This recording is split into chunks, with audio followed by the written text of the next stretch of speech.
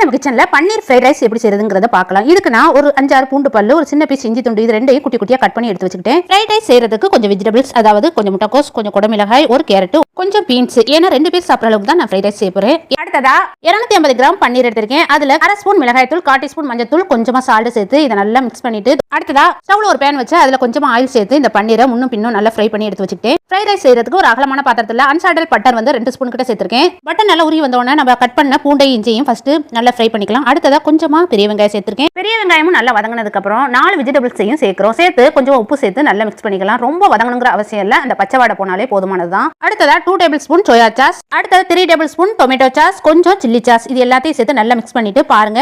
இந்த மாதிரி ரைஸை வேக வச்சு எடுத்திருக்கேன். பாஸ்மதி ரைஸ் நல்லா உதிரி உதிரியா இருக்கணும். இந்த மாதிரி இருந்தா தான் ஃப்ரைட் ரைஸ்க்கு நல்லா இருக்கும். இப்போ ரைஸ் சேர்த்ததுக்கு அப்புறம் மேல மிளகுத்தூள், கொஞ்சம் மல்லி இலைகள் சேர்த்து இது எல்லாத்தையும் நல்லா மிக்ஸ் பண்ணிக்கலாம். நல்லா மிக்ஸ் பண்ணையிலேயே பாருங்க கலர் நல்லா சேஞ்ச் ஆகுது. இது மேல நம்ம ஃப்ரை பண்ணி வச்சிருந்த பன்னீரை சேர்க்கிறோம். அது மேல கொஞ்சம்